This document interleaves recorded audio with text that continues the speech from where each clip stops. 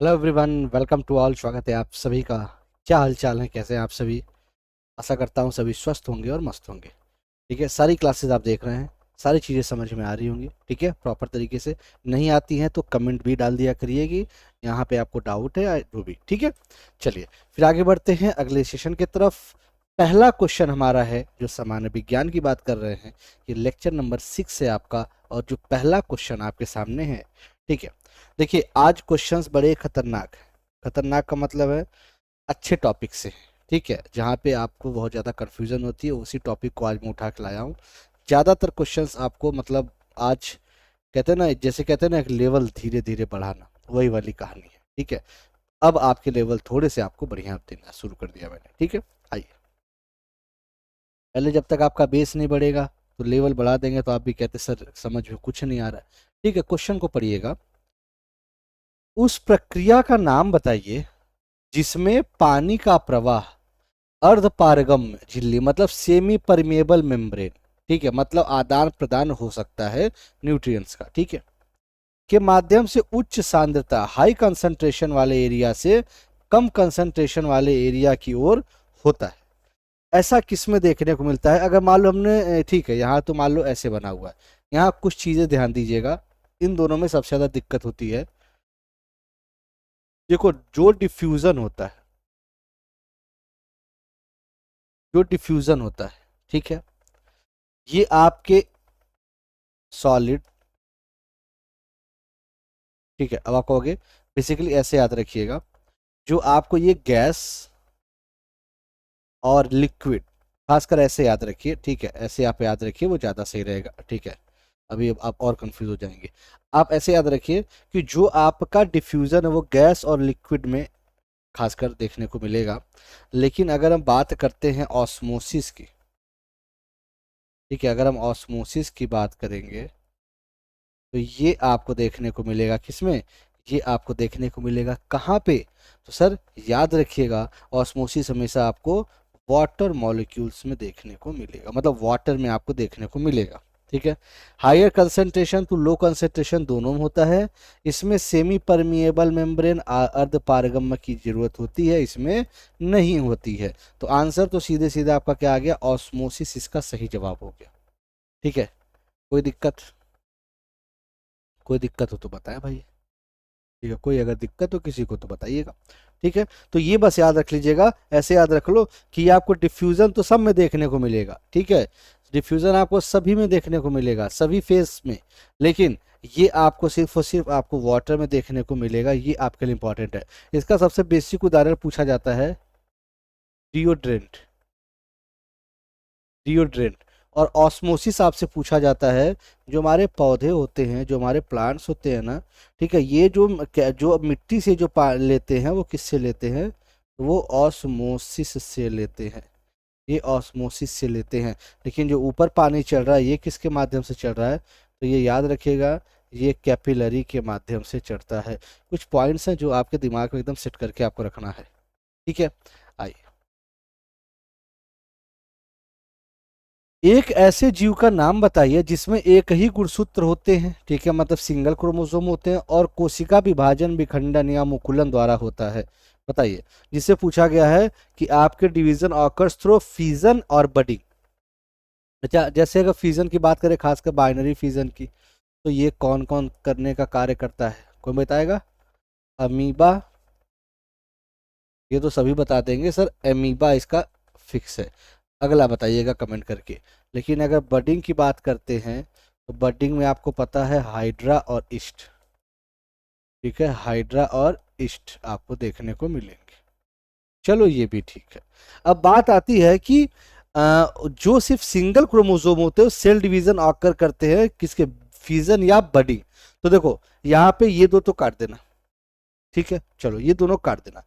अब हम अगर देखो बैक्टीरिया की सिर्फ बात करें, ठीक है, सिर्फ हम बैक्टीरिया की बात कर दें, ठीक है, तो वो उतना अच्छा नहीं लगेगा। लेकिन अगर हम इसमें बात करेंगे प्रोकैरियोट्स की, अगर हम बात करेंगे प्रोकैरियोट्स की, तो वो ज़्यादा अच्छा लगेगा। प्रोकैरियोट्स में ये भी ध्यान दीजिएगा, न्यूक्लियस डेवलप नहीं होते हैं, ये सबसे इंपॉर्टेंट है। प्रोकैरियोट्स में न्यूक्लियस डेवलप नहीं होते हैं, ये बहुत इंपॉर्टेंट है आपके लिए, ठीक है, न्यूक्लियस डेवलप नहीं होते प्रोकैरियोट्स में। एक पॉइंट और याद रख लो कि इसमें जो राइबोसोम होता है ना, ये इसमें जो राइबोसोम होता है, ठीक है, ये 80 होता है, 80s राइबोसोम आप कहते हो इसे, ठीक है, लेकिन इसमें जो होता है वो 20s होता है, ये भी आप याद रखिएगा, ठीक है, ये भी याद रखिएगा 70s। अच्छा, प्रोकैरियोट और यूकैरियोट आप कैसे, ये क्या इससे क्या क्या क्वेश्चंस पूछे जाते हैं, ये भी थोड़ा सा अब मैं आगे थोड़ी देर बाद आपको समझाऊंगा, ठीक है। इसमें जैसे आपने देखा होगा कि मोनेरा, प्रोटिस्टा, उसके बाद फंगी, प्लांटी, एनिमेलिया। तो बेसिकली क्वेश्चन एक ये आ जाता है कि जो हमारे जैसे मोनेरा है, जैसे मोनेरा के केस में आता है कि बैक्टीरिया आखिर क्या है, ठीक है, बैक्टीरिया क्या है, तो याद रखिएगा बैक्टीरिया आपका मतलब मोनेरा का एग्जाम्पल है ये। मोनेरा बेसिकली आपका प्रोकैरियोटिक होते हैं और यूनिसेलुलर होते हैं, ये बहुत इंपॉर्टेंट है। और इसका बहुत बेसिक एग्जाम्पल है बैक्टीरिया, बैक्टीरिया भी कहते हैं, ठीक है। अगर एक चीज़ और याद रखिए, इसी को ब्लू ग्रीन एल्गी भी कहते हैं, ठीक है, इसी को ब्लू ग्रीन एल्गी भी कहते हैं, ठीक है। ये पूछ दिया जाता है कि मोनेरा के इसमें से उदाहरण कौन सा है, ठीक है। Okay, name the process in which the membrane of a vesicle can fuse with the plasma membrane and extrude its content to the surrounding। Question को ध्यान से पढ़िएगा, एक्सट्रूड मतलब बाहर निकलने की बात हो रही है, ठीक है, अंदर जाने की बात नहीं हो रही है। अंदर जाने के लिए मैंने बोला था एंडोसाइटोसिस, अगर याद होगा, अंदर जाने की जब बात हो रही थी, न्यूट्रिएंट्स की अंदर जाने की बात हो रही थी, तो मैंने बोला था एंडोसाइटोसिस, ठीक है। लेकिन जब बाहर जाने की बात हो रही है तो सर एक्सोसाइटोसिस के नाम से इसे जाना जाता है, ये याद रखिएगा, ठीक है। डिफ्यूजन ऑफ ऑस्मोसिस हमने अभी बताया था। अच्छा, जिसे एक पुटिका अगर झिल्ली प्लाज्मा के साथ जुड़कर अपनी सामग्री आसपास के माध्यम से विसर्जित करती है, मतलब मान लो अगर मैंने आपसे ये बनाया कि आपका सेल वॉल है, मान लो ये सेल वॉल है आपका, ठीक है, ये मान लो सेल वॉल है, ठीक है, और ये जो है इसमें न्यूट्रिएंट्स जाएंगे ना, न्यूट्रिएंट्स जाएंगे बाहर, जाएंगे जाएंगे बाहर जाएंगे, ठीक है। तो ये याद रखिएगा, ये क्या होता है, एक्सोसाइटोसिस के नाम से जानते हैं, ठीक है। अच्छा, एक होता है पीनोसाइटोसिस, ये भी आप लिख लो, एक होता है पीनोसाइटोसिस, इसका मतलब होता है एनगल्फ करना, ठीक है, एनगल्फ करना मतलब निगल जाना, ठीक है, इसका मतलब होता है निगल जाना, ठीक है, क्लियर है। कोशिका के अंदर मौजूद जो जेली जैसा एक पदार्थ होता है, इस नाम से जाना जाता है, बहुत अच्छा है। आइए समझते हैं क्या होता है। मान लीजिए ये हमारा प्लाज्मा मेम्ब्रेन है, ठीक है, ये बाहर एक मान लीजिए कोशिका है। तो होता क्या है कि जैसे मान लो यहाँ पे आपका माइटोकॉन्ड्रिया है, सारी चीज़ें हैं, ठीक है, मान लो यहाँ पे, ठीक है, ये मान लो, ठीक है, माइटोकॉन्ड्रिया मान लो ये, ठीक है, मान लो यहाँ पे हम कह दिए कि सर ये तो न्यूक्लियस है, ठीक है, चलो मान लो हमने बता दिया, हमने यहाँ बता दिया, यहाँ कोई मान लो पदार्थ बता दिया, ठीक है, चलो। अब क्या होता है कि ये सारे जो ऑर्गेनल्स होते हैं, कोशिकांग होते हैं, ये एक दूसरे से न टकरा पाए। जैसे आप क्या करते हो, जैसे स्कूल बैग देखे हो, स्कूल बैग में क्या है कि आप टिफिन ऐसा रखते हो कि वो टकराए ना, जिससे वो खुल ना सके, ऐसे तो रखते हो आप। सेम यहाँ भी वही होता है, ये ऐसा व्यवस्थित करके रखना है कि ये खुल ना पाए, ये टिफिन अंदर ही अंदर बढ़िया से एकदम व्यवस्थित तरीके से बना रहे। तो ऐसे ध्यान दीजिएगा कि जब भी हम बात करेंगे, तो अब मान लो ये क्या है, ये पूरे आपकी ये साइटोप्लाज्म है, ये क्या है, ये पूरे साइटोप्लाज्म है, ठीक है, ये पूरा का पूरा ये साइटोप्लाज्म है, ठीक है, ये है आपका साइटोप्लाज्म। साइटोप्लाज्म की एक खासियत होती है, इसमें लगभग 70 से 80% वाटर होते हैं, साथ ही साथ कुछ सॉल्ट्स भी जोड़ लीजिए, ठीक है, लगभग 70% तो आपका वाटर इसमें पाया ही पाया जाता है साइटोप्लाज्म में, जो प्रोटेक्ट करता है आपके सेल ऑर्गेनल्स को, ठीक है, एक दूसरे से टकराने से ये प्रोटेक्ट करता है, ये पॉइंट आप याद रखिएगा। तो क्या होगा भैया, आंसर क्या हो गया, साइटोप्लाज्म। और जो न्यूक्लियस के अंदर होगा वो न्यूक्लियोप्लाज्म होगा, ठीक है। आइए, ब्लू ग्रीन एल्गी आर, अभी थोड़ी देर पहले याद होगा मैंने आपको बताया था कि ब्लू ग्रीन एल्गी क्या होते हैं। तो देखो मैं आपको कुछ ऐसा कुछ कहते हैं ना रॉकेट साइंस नहीं पढ़ा रहा। जैसे आप यहाँ देखिए, आप अगर बातों को ध्यान से देखेंगे ना तो सब आपको समझ आएगा। यहाँ देखो, बैक्टीरिया क्या होते हैं, मोनेरा, जैसे बेसिकली क्या होते हैं कि जो मोनेरा मोनेरा आपके किंगडम में आते हैं वो प्रोकैरियोटिक और यूनिसेलुलर, और प्रोकैरियोटिक यूनिसेलुलर आपके बैक्टीरिया होते हैं। बैक्टीरिया को ब्लू ग्रीन एल्गी कहा जाता है। ये नाम वही है लेकिन बच्चे यहाँ कंफ्यूज होते हैं कि सर ये एल्गी लिखा है और ये बैक्टीरिया, तो ये यहाँ फंस जाते हैं। ऐसे आपको कंफ्यूज नहीं होना। ठीक है, आइए। तो ब्लू ग्रीन एल्गी क्या है, तो आप कहेंगे सर ब्लू ग्रीन एल्गी को ही हम बैक्टीरिया कहते हैं। और बैक्टीरिया क्या है, तो आपके दिमाग में आ रहा बैक्टीरिया मतलब सीधे सीधे प्रोकैरियोट्स। ठीक है, प्रोकैरियोट्स। अच्छा यूकैरियोट्स में जैसे उदाहरण दे दे तो देखो, अच्छा प्रोकैरियोट से सीधे लिख देना मोनेरा, मोनेरा आंख बंद करके लिख देना, सिर्फ यही प्रोकैरियोट्स हैं। बाकी प्रोटिस्टा, फंगी, प्लांटी, एनिमेलिया। ठीक है, ये इतना नाम याद रख लीजिएगा, बहुत इंपॉर्टेंट है। ठीक है, बहुत अच्छा question. Nervous system consist of, nervous system किससे मिलके बना होता है। ठीक है, पहले आप ये बताइए फिर इसको और आपको मैं थोड़ा सा डिटेल में आगे बढ़ूंगा। ठीक है, पहले तो जैसे कभी भी आपसे नर्वस सिस्टम बोले तो आपके दिमाग में आना चाहिए, जब कभी भी आपसे नर्वस सिस्टम बोले तो आपके दिमाग में आना चाहिए तीन प्रकार के होते हैं। तीन प्रकार के होते हैं, जैसे पहले समझिएगा, central nervous system, peripheral nervous system, autonomous nervous system, ये याद रखिएगा। ठीक है, अब देखते हैं थोड़ा सेंट्रल नर्वस सिस्टम की बात करते हैं।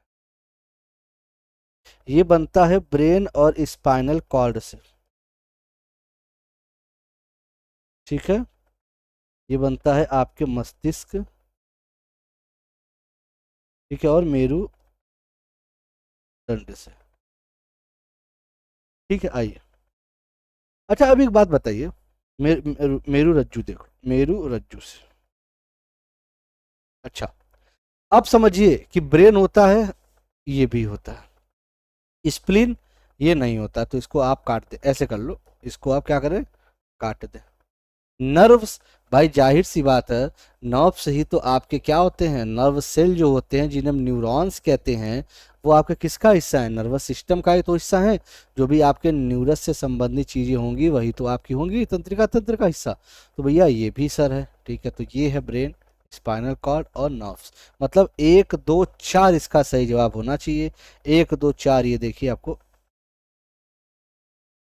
एक दो चार आपको यहाँ देखने को मिल रहा है। क्लियर, चलो आगे बढ़े। अब आइए अगला क्वेश्चन। अच्छे क्वेश्चन खतरनाक हैं, बताया था थोड़ा सा लेवल मैंने अप किया है। ठीक है, निम्नलिखित में से कौन सा कथन सेरिबेलम के बारे में सही है। अब सेरिबेलम की जब बात आ गई, तो जब भी सेरिबेलम की बात आ गई तो हम तुरंत कहेंगे पश्च मस्तिष्क। ठीक है, पश्च मस्तिष्क जिसे हम हिंड ब्रेन के नाम से जानते हैं। ठीक है, पूछा गया है इनके बारे में कौन सा सही है, पूछा गया है। ठीक है, सही क्या है इनके बारे में, पहला देखते हैं। Largest part of the brain, ये गलत है। क्यों, क्योंकि लार्जेस्ट पार्ट जो ब्रेन का होता है वो सेरिब्रम होता है। पहले याद रखिए, सेरिब्रम होता है, नॉट अ सेरिबेलम, दोनों में अंतर है। ये सेरिबेलम के बारे में पूछ रहा है। ठीक है, it regulates the muscular movement और लोकोमोशन। जैसे ये तो बिल्कुल सही है, पूछो कैसे। जब कभी भी लोग ड्रिंक कर लेते हैं, ठीक है, जब ड्रिंक कर लेते हैं तो क्या होता है, उनका जो मूवमेंट है वो देखो लड़खड़ा के चलते हैं। क्यों, उनका जो मूवमेंट गड़बड़ा जाता है। ठीक है, शरीर का जो लोकोमोशन है वो गड़बड़ा जाता है। ठीक है, तो भैया ये तो लाइन एकदम सही है। अच्छा, सेरिबेलम को एक नाम लिख लो आप, tree of life, colour change कर ले, इसे कहते हैं ट्री ऑफ लाइफ, इसे ट्री ऑफ लाइफ के नाम से जानते हैं। इट कंट्रोल्स इनवॉलेंट्री एक्शंस, मतलब अनैच्छिक क्रियाएं। भोजन का पचना, सांस लेना, उल्टी करना, ये सब अनैच्छिक क्रियाएं होती हैं जो कि इसका कार्य नहीं होती हैं। इन्वॉल्टरी एक्शंस होते हैं आपके मेडुला ओब्लोंगेटा, ठीक है, मेडुला ओब्लोंगेटा होता है, ठीक है। आइए, it is a part of the brain, अरे भैया तभी तो पार्ट ऑफ द ब्रेन तो है ही, और वो भी पश्च मस्तिष्क का भाग है। तो दूसरा और चौथा आपका सही हो जाएगा, दूसरा और चौथा। तो ये काट दो, दूसरा तीसरा काट दो, दूसरा चौथा ये आपका सही जवाब देखने को मिल गया, दूसरा और चौथा is the correct answer. Clear, आगे बढ़े। अच्छा, कौन कौन सी नसें मस्तिष्क से जुड़ी होती हैं और खोपड़ी से निकलती है? क्वेश्चन को ध्यान से पढ़िएगा। मस्तिष्क से जुड़ी होती हैं, पूरा नर्वस सिस्टम की बात हो रही है, और खोपड़ी से जुड़ी होती है। तो चलिए आइए, एक चीज हमने बता दे, जब हमने बोला था सेंट्रल नर्वस सिस्टम तो आपको दो बातें हमने बताई थी। एक होता है ब्रेन, जिसे मैं कौन में नाम दो बोलते क्रेनियल, ठीक है। दूसरा होता है स्पाइनल कॉर्ड, ठीक है। अब देखिए समझिएगा थोड़ा सा, ये एक हिस्सा हो गया, ठीक है, ब्रेन और स्पाइनल कॉर्ड। जो ये क्रेनियल है ना, क्रेनियल में जो निकल रही है भैया वो क्रेनियल नर्व्स होती हैं। भैया नाम ये सब याद रखना पड़ेगा, ठीक है। जिनके कितने 31 जोड़े होते हैं, जिनके 31 जोड़े होते हैं, ठीक है। स्पाइनल कॉर्ड की बात करते हैं तो इसमें होता है स्पाइनल नर्व्स, इसमें होती हैं स्पाइनल नर्व्स, ठीक है। अब इसमें कितने होते हैं सर? 12 जोड़े होते हैं। अब बताओ, अब आपको बताना है क्या ये सही है, अरे क्या ये सही है? ये बहुत ही खतरनाक है, ये आप लिखिए, नोट कर लीजिए इसको, ठीक है। बताइए क्या ये सही है, क्योंकि यहाँ से क्वेश्चन आपका आएगा। थोड़ा सा मैं आपका दिमाग देखना चाहता हूँ कि क्या ये सही है, जल्दी से कमेंट करिए, जल्दी से कमेंट, चलिए बताइए। देखिए, जहाँ पे मैं आपसे जब बार बार कहूँ कि भैया बताओ, तो देखो हमेशा कुछ ना कुछ वो क्वेश्चंस इंपॉर्टेंट होता है, या जरूर वो ऐसा क्वेश्चन है जो पेपर में तुम्हारे फंसेगा ही।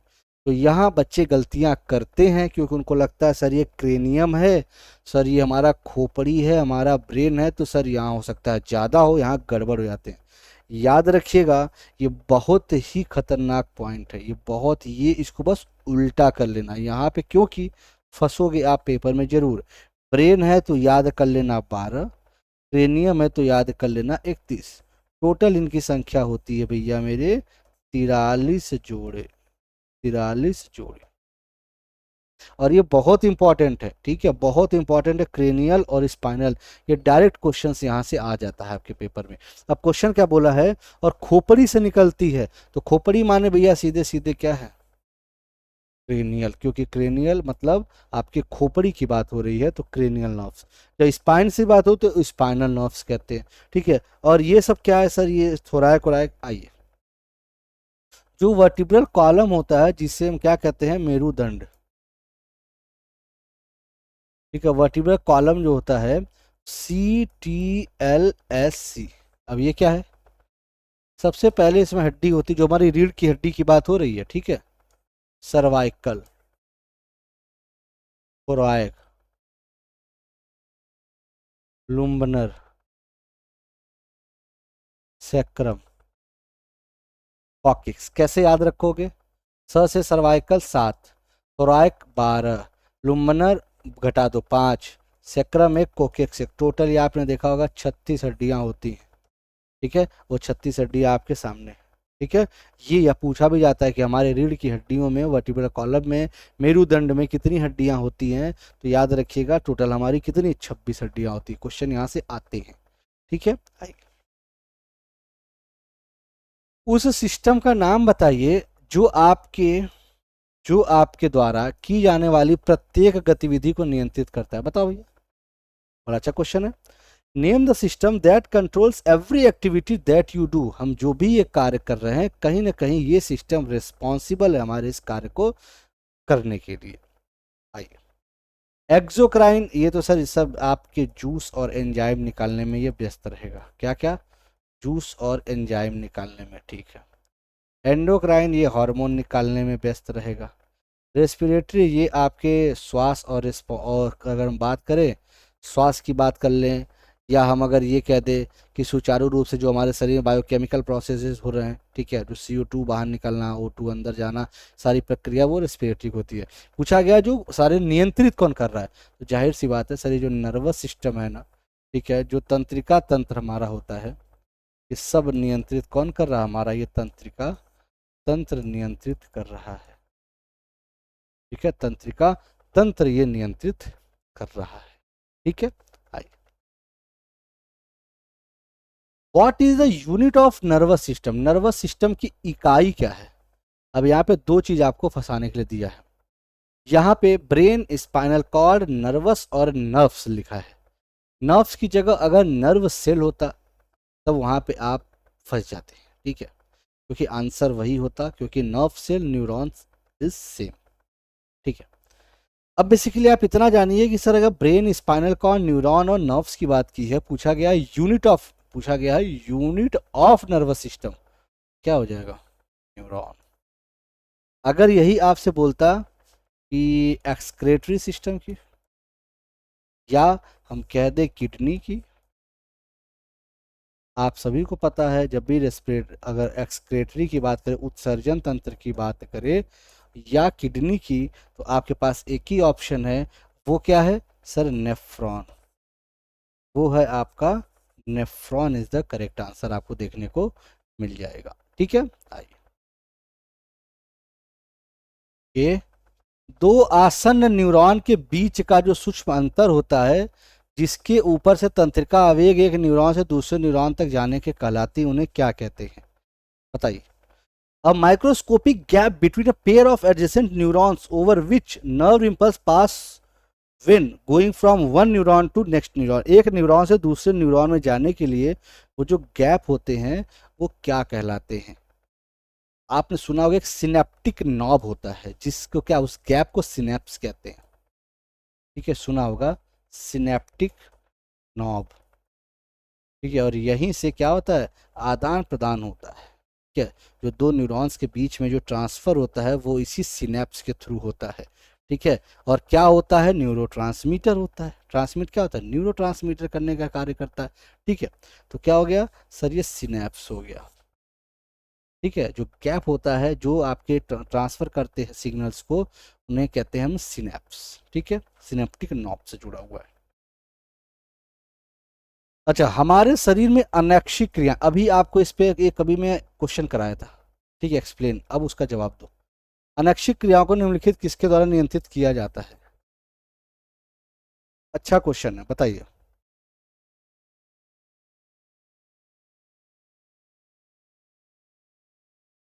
बताओ भाई।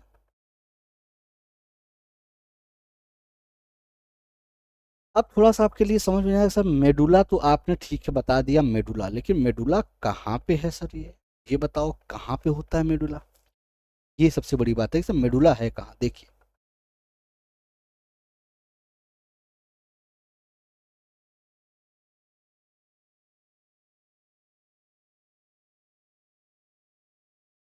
मान लो, ठीक है, अब ये आपकी जो ब्रेन है ना, यहाँ पे मान लीजिए पश्च मस्तिष्क वाला जो हिस्सा यहाँ,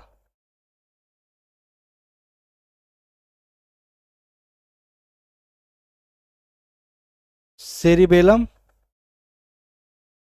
सेरिबेलम का हिस्सा है पश्च मस्तिष्क, ये पॉन्स का हिस्सा है, ये मेडुला ओब्लॉन्गेटा का है, ठीक है, ये मेडुला ओब्लॉन्गेटा का हिस्सा है। अब यहाँ से आपका शुरू होता है स्पाइनल कॉर्ड, यहाँ से आपका शुरू होता है स्पाइनल कॉर्ड, ठीक है। अब समझो ये किसका हिस्सा हुआ, पश्चिम मस्तिष्क का हुआ, ठीक है। क्या क्या आता है, सेरिबेलम, पॉन्स, मेडुला ओब्लॉन्गेटा। तो ये कौन सा है, हिंड ब्रेन का हिस्सा है, कौन सा, मेडुला। मेडुला का जो भाग होता है, मेडुला ओब्लॉन्गेटा का भाग होता है, जो स्पाइनल कॉर्ड के जस्ट ऊपर का जो हिस्सा होता है, जो ये आप देखेंगे, यहाँ से बेसिकली स्पाइनल नर्व्स होती हैं, ऐसे कह लो आप कि यहाँ से स्पाइनल नर्व्स निकलती हैं, ठीक है, यहाँ से स्पाइनल नर्व्स निकलती हैं, ये भी आप ध्यान दीजिएगा। और स्पाइनल नर्व्स जो निकलती है ना, वो क्या करती हैं भाई, जो स्पाइनल नर्व्स आपकी जो वहाँ से निकल रही हैं वो क्या करती हैं सर, जैसे ये निकलती हैं, ये इसके ऊपर का हिस्सा मेडुला ऑब्लोंगेटा होता है, और मेडुला ऑब्लोंगेटा ही वो केंद्र है जो आपके अनैच्छिक क्रियाओं को कंट्रोल करके रखता है, अनैच्छिक क्रियाओं को कंट्रोल करके रखता है। ठीक है भाई। मस्तिष्क से जुड़ी उन प्रतिवर्ती क्रियाओं को क्या कहा जाता है? अब देखो क्वेश्चन को समझोगा, मस्तिष्क से जुड़ी बात आपसे पूछ रहा है। मस्तिष्क जब भी बात आएगा, जब भी मस्तिष्क की बात आएगी तो रिफ्लेक्स आर्क मत लगा देना, ये स्पाइनल से संबंधित है। ठीक है, अब स्पाइनल है तो ये मारना ही नहीं है, क्योंकि आपके मस्तिष्क की बात बोला है, तो मस्तिष्क मतलब सेरिब्रल रिफ्लेक्सेस जो होते हैं वो आपके किससे जुड़े होते हैं, मस्तिष्क से जुड़े होते हैं। आप ये सारे जो क्वेश्चन कर रहे हो विथ एक्सप्लेनेशन कर रहे हो, इसके बाहर आपके पेपर में कुछ भी नहीं आना है, तो अच्छे से आराम से पढ़ते रहिए। ठीक है, कोई जल्दीबाजी नहीं, अच्छे से पढ़ते रहो, धीरे धीरे प्यार से।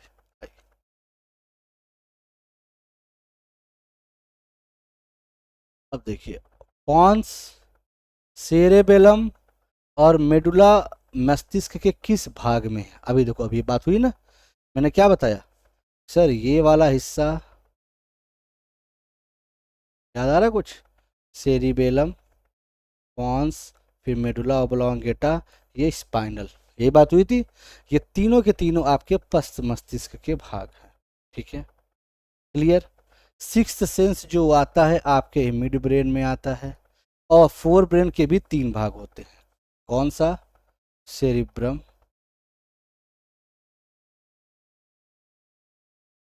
थैलेमस,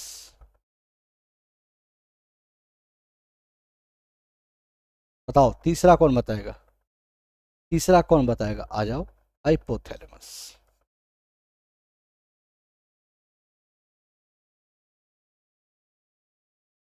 सेरिब्रम, थैलेमस और हाइपोथैलेमस, ये आपके फोर ब्रेन, अग्र मस्तिष्क कहते हैं जिसे, लिख लो हिंदी में, इसे कहते हैं अग्र मस्तिष्क।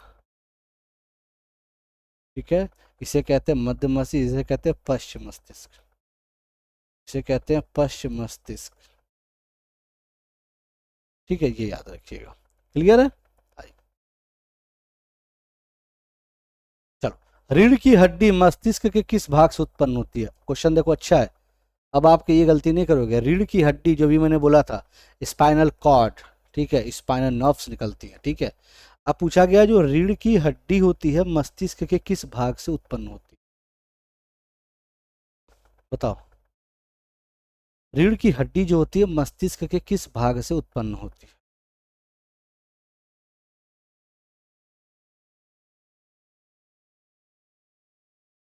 बताओ भाई, बहुत अच्छा क्वेश्चन है।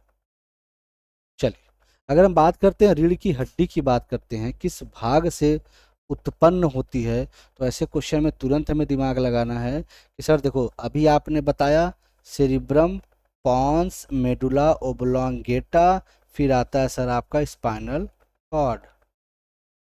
किस भाग से उत्पन्न हो? सर मेडुला से उत्पन्न हो रही है। ये क्वेश्चंस ऐसे हैं जो आपको पेपर में फंसाएंगे ही फंसाएंगे, तो आप जब तक कॉन्सेप्ट क्लियर नहीं होगा तब तक सही करने का चांस बहुत कम है। तो अब इमेज ही बना दिया, कॉन्सेप्ट आपके क्लियर हो गए होंगे। ठीक है, अमीबा में उत्सर्जन निम्न प्रक्रिया के माध्यम से होता है। In amoeba excretion takes place through the process of, बताओ, अमीबा में उत्सर्जन निम्न प्रक्रिया के माध्यम से होता है। डिफ्यूजन, इनफ्यूजन, यूरिकोटेलिक या none of the above. Question को ध्यान से पढ़िए, अमीबा की बात हो रही है। ठीक है, अमीबा की बात हो रही है। ठीक है, बताओ भाई, अमीबा की बात हो रही है, तो याद रखिएगा अमीबा की जब बात हो रही है sir, by the process of diffusion, by the process of diffusion, higher concentration to lower concentration आपको देखने को यहां मिलेगा। अच्छा, केचुए में मौजूद उस उत्सर्जी अंग का नाम बताइए जिसके द्वारा उत्सर्जन होता है। बताइए, इनमें से कौन सा ऐसा अंग है? अब जैसे समझिएगा, केचुआ, अच्छा पहली बात, केचुआ को क्या बोलते हैं ये भी ध्यान दो। केचुआ को, केचुए को बोलते हैं किसानों का मित्र। इसे कहते हैं किसानों का मित्र, इसे बोल दिया जाता है। केचुआ को बोला जाता है किसानों का मित्र के नाम से जाना जाता है, ठीक है। क्यों? क्योंकि ये भैया मिट्टी के उर्वरक के लिए बहुत ही जरूरी होते, ठीक है। भैया उत्सर्जन अंत तो सबसे मुख्य तो आपका क्या है, नेफ्रीडिया है, ठीक है, मुख्य। लेकिन आपको पता है जो मॉइस्ट स्किन होती है ये भी इसका क्या होता है, आपका उत्सर्जी अंतर होता है। तो पूछा गया उस उत्सर्जी अंग का नाम बताए जिसके द्वारा उत्सर्जन होता है। देखो जब मुख्य पूछ देता तो ओनली बी लगाते, लेकिन पूछा गया उत्सर्जन कहाँ कहाँ से होता है, तो आप बताओगे sir A and B both, क्योंकि ये दोनों जगह से उत्सर्जन देखने को मिलता है, तो ऑप्शन आप दोनों लगाएंगे ए और बी बोथ, ठीक है। आइए, मानव शरीर द्वारा उत्पन्न होने वाले प्रमुख अपशिष्ट पदार्थ निम्नलिखित है। पूछा गया है मानव शरीर द्वारा उत्पन्न होने वाले प्रमुख अपशिष्ट पदार्थ निम्नलिखित है। हमारे जो शरीर हैं उससे कौन सा पदार्थ ज़्यादातर बाहर निकलता है, या ऐसे मुख्य जो पूछा गया है मेजर, तो मेजर इनमें से कौन सा ऐसा है जो बाहर निकलता है। अब दोनों के बारे में समझाते हैं। देखो जाहिर सी बात है जो हमारा किडनी है, किडनी क्या काम करता है, किडनी जो है वो यूरिया फिल्टर का ही तो काम करता है। किडनी किसका काम करता है, यूरिया फिल्टर का ही काम तो करता है। चलो यूरिया तो है, समझ में आ रहा है। अब CO2 सर आप कैसे बता रहे हो, अब समझो। जैसे हम ऑक्स जो CO2 लेते हैं, इनहेल करते हैं, समझिएगा कितना, मात्र 0.03%। जो एटमॉस्फेयर में है वही तो हम ले रहे हैं अंदर, ठीक है। लेकिन क्यों CO2 की मात्रा बढ़ जाती है, फिर CO2 की मात्रा लगभग 4% चली जाती है। वो इसी के माध्यम से, क्योंकि ये उत्सर्जित हो रहा है हमारे शरीर में जो भी प्रोसेस हो रहा है। जैसे मान लो ग्लूकोज है, ठीक है, हमारे शरीर में भोजन है भैया, ग्लूकोज, ग्लूकोज है, ठीक है। इसको तुम ऑक्सीजन जैसे ही लगाए इसको तोड़े तो क्या बनेगा, O2 बनेगा, याद आ रहा है। और अच्छा, अब एक चीज़ और, O2 नहीं बनेगा, ठीक है, याद रखिएगा, CO2 बनेगा, और क्या बनेगा, क्या वाटर बनेगा, सोचो बताओ। जब ग्लूकोज और ऑक्सीजन जब मिलेंगे तो CO2 बनेगा, कार्बन डाइऑक्साइड, क्योंकि O2 तो लग रहा है ना, जब सांस ले रहे हो तो O2 लग रहा है, और इसीलिए जरूरत होती है भोजन को पचाने के लिए ऑक्सीजन। H2O लग रहा है, और साथ ही साथ ATP बनती है, ऊर्जा का निर्माण होता है। ATP मतलब ऊर्जा का निर्माण होता है, ये ध्यान दीजिएगा आप, ठीक है। हाँ, अच्छा तो हाँ, कार्बन डाइऑक्साइड भी हो गया, तो both A and B is the correct answer. मजा आ रहा है, क्वेश्चन करके मजा आ रहा होगा, ठीक है। आ जाओ, मानव शरीर का कौन सा अंग शरीर से कार्बन डाइऑक्साइड को बाहर निकालने के लिए जिम्मेदार है। अब यार ये गलत मत करना, शरीर से कार्बन डाइऑक्साइड निकालने के लिए जिम्मेदार है, तो ये बहुत अच्छे से मैंने आपको पढ़ाया था, अभी भी समझा दिया। ये जो आपके फेफड़े होते हैं, यहाँ से आप क्या करते हो, ऑक्सीजन एंटर करते हो, लेकिन बाहर क्या निकलता है, बाहर CO2 निकलता आउट। तो कौन सा अंग है, ये क्या है सर, ये आपका लंग्स है, फेफड़े हैं, ठीक है, ये आपके लंग्स हैं, फेफड़े हैं। यूरेटर क्या होता है ये देख लो, और थोड़ा सा एक्सक्रीटरी सिस्टम में बना दें आपका,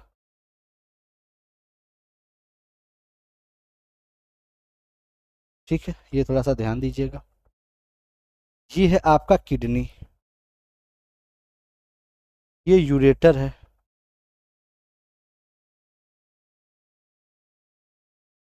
ठीक है। मूत्र वाहिका कहते हैं इसे, मतलब जिसमें यूरिन आपका जाता है, ठीक है। ये क्या है, ये आपका ब्लैडर है, ठीक है, थैली।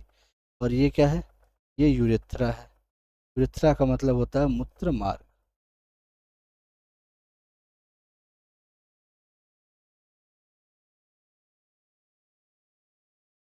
कोई दिक्कत, क्लियर। आइए, अच्छा, चलिए ये बताइए भैया, प्रत्येक गुर्दा कई उत्सर्जन इकाइयों से बना होता है, जिन्हें क्या कहा जाता है? कई उत्सर्जन इकाइयों से बना होता है प्रत्येक गुर्दा। और मैंने आपको बोला था यूनिट ऑफ एक्सक्रेटरी सिस्टम या यूनिट ऑफ किडनी। ठीक है, अब इसे क्या कहेंगे? यूनिट ऑफ किडनी को हम बोलते हैं नेफ्रॉन। ठीक है, आंसर तो समझ में आ गया होगा, नेफ्रॉन। चलो आंसर आपको आ गया तो चलो ये ठीक है, आंसर आपको समझ में आ गया। ठीक है, अब बाकी ये क्या दिया हुआ, आइए थोड़ा समझते हैं। जब हम नेफ्रॉन को बनाएंगे, जब हम नेफ्रॉन को बनाते हैं, ये नेफ्रॉन का स्ट्रक्चर होता है।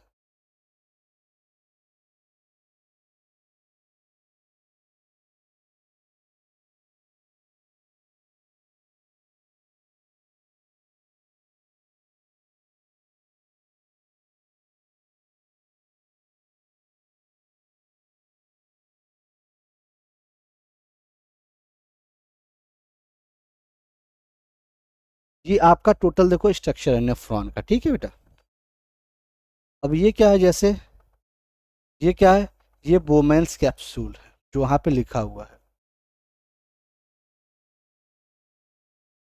ये है बोमेन्स कैप्सूल। ये क्या है? ये है ग्लोमेरुलस है, ये कलेक्टिंग डक्ट है, ये है आपका पीसीटी, ये है आपका डीसीटी, ये पूछ दिया जाता है। और ये क्या है? ये है आपका लूप ऑफ हेनले, ये है आपका लूप ऑफ हेनले। ये पूरा ये कहानी आपसे पूछ दी जाती है। ठीक है, पूछा जाता है यहाँ से क्वेश्चन।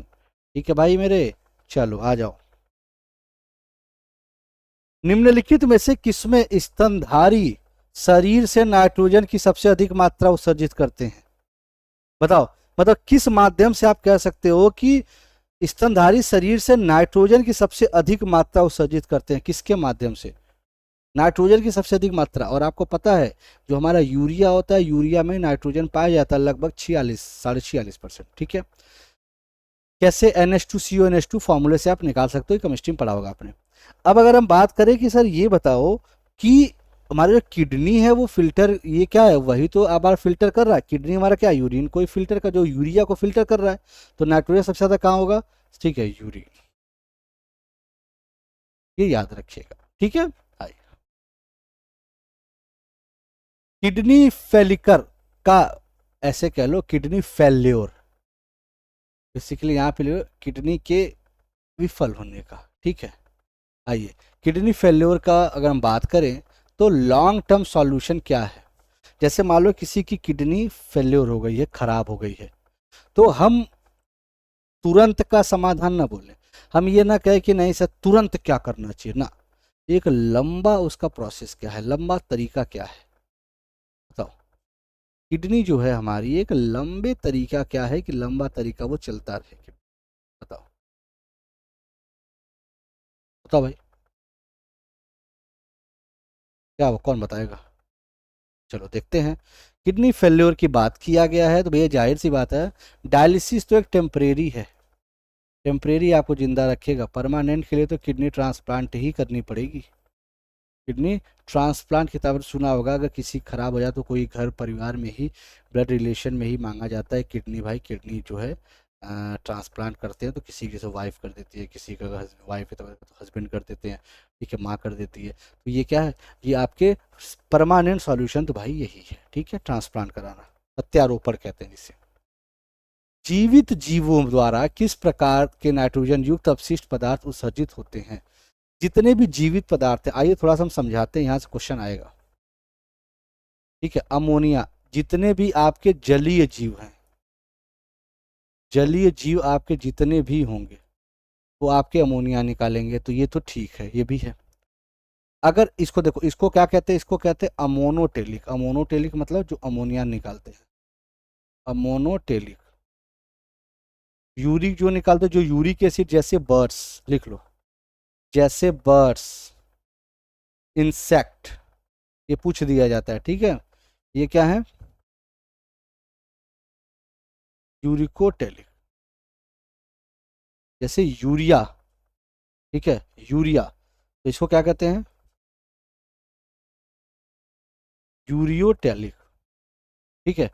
अब यूरिया जैसे ह्यूमंस, ठीक है, काऊ, ये सब क्या, ये सब यूरिया निकालते हैं, मतलब आंसर क्या होगा, ऑल ऑफ द, इनमें से सभी के सभी सही हैं, इन सभी तरीके से नाइट्रोजन के वेस्ट बाहर निकालते हैं, ठीक है। आइए, मनुष्य में उत्सर्जन तंत्र बनाने वाले अंगों के नाम बताइए, उत्सर्जन तंत्र बनाने वाले अंगों के नाम बताइए। चलिए, अभी मैंने आपको बताया था, 2 किडनी सही है, 2 यूरेटर सही है, 1 ब्लैडर, ठीक है, 1 ब्लैडर ये भी सही है, 1 यूरेथ्रा वो भी सही है, मतलब चारों के चारों सही हैं, ऑल ऑफ द अबव ये क्वेश्चन आते हैं, ठीक है। आइए, तो चारों के चारों आपके क्या हैं, सही हैं, इसका सही जवाब हो गया ऑल ऑफ द अबव, ठीक है। कौन सी रक्त वाहिका गुर्दे तक रक्त पहुंचाती है, बताओ, गुर्दे तक रक्त पहुंचाती है, मतलब किडनी तक रक्त आपको पहुंचाने का कार्य करती है, बताइए। अब जाहिर सी बात है, किडनी तक अगर रक्त पहुंचा रही है तो इनमें से क्या होना चाहिए, रीनल आर्टरीज होना चाहिए, रीनल वेन्स होना चाहिए, बताइए, बताइएगा। ये आपका लास्ट क्वेश्चन भी है, तो बताइएगा सभी के सभी इसका जवाब, ठीक है, बताइए, लास्ट क्वेश्चन है आपका ये आज का, बताइएगा। चलिए, समझिएगा, कौन सी रक्त वाहिका गुर्दे तक रक्त पहुंचाती है, देखो रक्त पहुंचाने का आपको पता है कार्य कौन करेगा, आर्टरीज। अच्छा, एक चीज और, अच्छा लेकिन जो ये अनफिल्टर्ड ब्लड लेके जाती है, कैसा, अनफिल्टर्ड ब्लड, अनफिल्टर्ड का ब्लड मतलब आपका, जिसे कहते हैं ना कि जो फिल्टर न हुआ हो, वो आपका लेके जाएगी, तभी तो किडनी क्या करेगी, किडनी तभी तो यूरिया को फिल्टर करके बाहर निकालेगी। तो जो ब्लड किडनी के पास पहुंच रही है भैया, वो रीनल आर्टरीज होती है, ये पॉइंट आप याद रखिएगा। अच्छा, आर्टरीज और वेन्स के बारे में थोड़ा सा हम बता दें, आर्टरीज और वेन्स की जब भी हम बात करते हैं, आर्टरीज क्या करता है, हमेशा शुद्ध ब्लड लेके जाता है, लेकिन लंग्स के केस में अलग काम होता है, ठीक है। वेन्स की बात करते हैं, ये अशुद्ध लेके जाता है, ठीक है, ये याद रखिएगा। हालांकि इसका मतलब ये ऑक्सीजनेटेड लेके जाएगा, और ये डीऑक्सीजनेटेड, मतलब इसमें ऑक्सीजन नहीं होगा, किसमें, वेन्स में, लेकिन आर्टरीज में ऑक्सीजनेटेड ये ब्लड लेके जाएगा। इतना पॉइंट आपको याद रखना है, ठीक है, आर्टरी, वेन्स और सारे जो आते जितने भी आज पॉइंट थे। आशा करता हूँ सेशन अच्छा लगा होगा, तो बताइएगा, ठीक है। जहाँ पे डाउट हुआ करे वो भी कमेंट करके पूछ लिया करिए। तब तक के लिए बाय बाय, थैंक यू, मस्त रहिए, मजे में रहिए, खूब खुश रहिए, थैंक यू।